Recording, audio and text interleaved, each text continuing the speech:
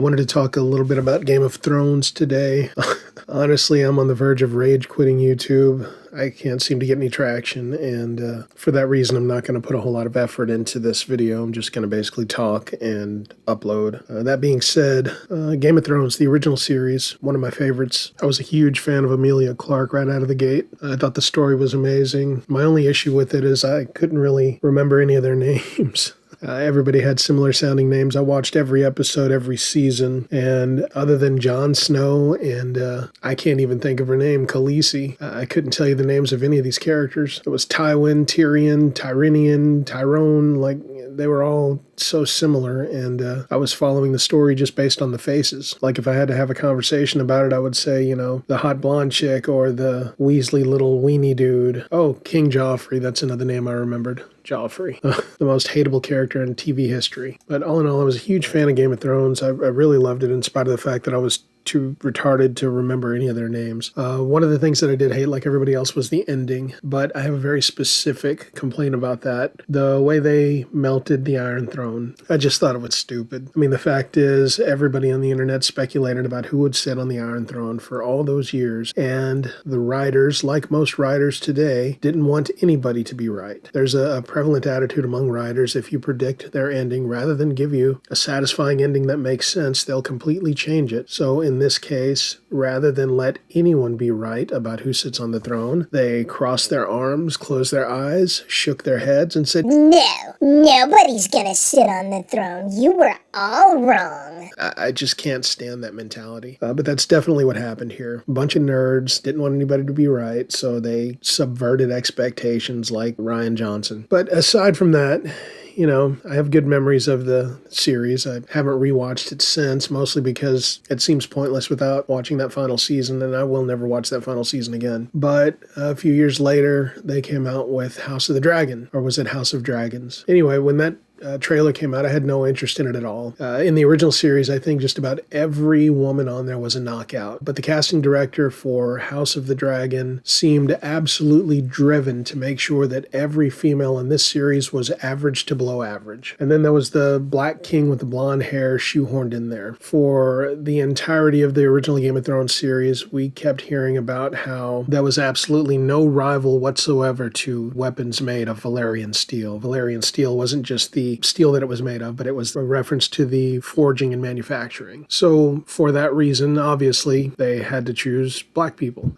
I just don't understand those decisions, because they are made specifically for those reasons. It's the reason that for the last 10 years or so, the smartest person in every movie is black. It's the reason that Michael Burnham exists in Star Trek. There is this strange push to make the black community greater than all other communities in every form of entertainment. So when you have this mythic level forging of weapons, it has to be black people. So in House of Dragon, we're introduced to the Valyrians, and they're black, and I suppose that was to make up for the lack of black kings in the first series.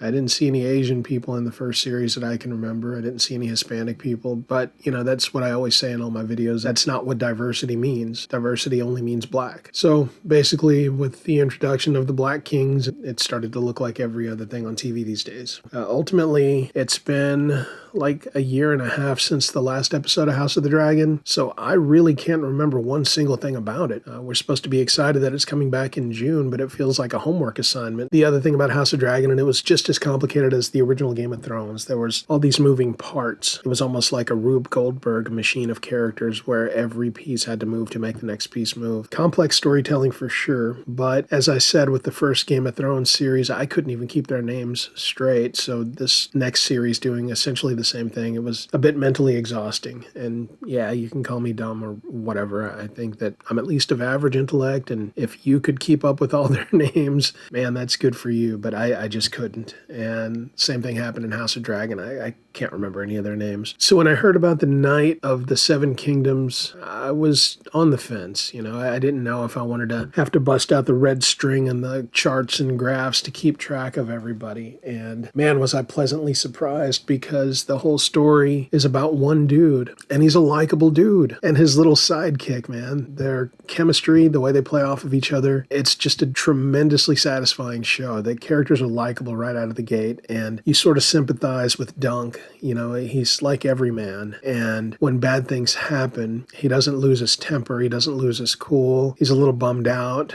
but he keeps moving forward, man. And it's just so admirable. You know, I know people in my real life where the slightest little thing goes wrong and they fly off the handle. And I guess I used to be like that when I was young, but as I've gotten older, you know, I've chilled out quite a bit. And to see this young character, Dunk, just taking life as it comes and dealing with things as they come, it's just inspiring. And then you have Egg, who is wise beyond his years. You know, where Dunk has the blind spots, Egg fills those in. But where Egg has the book smarts, but he's a little naive about how things work in the real world, Dunk fills that in. And so together they sort of complete a picture. And I think there's only one episode left, but every single week, man, every single week has just been completely and utterly satisfying in every way. This is really solid storytelling. But yeah, stream of consciousness, thoughts on the Game of Thrones. If you haven't watched the new series, you got to check it out. I think the season finale is this Sunday. So after this Sunday, you can just binge watch the whole series, which, yeah, that's got to be a better way of watching it, because waiting from one week to the next has been absolutely maddening because you just want to know what's happening next. But anyway, that's it. Am I right? Am I wrong? Let me know all the reasons I'm an idiot in the comments. Like, share, subscribe, click notifications, and I will see you next time.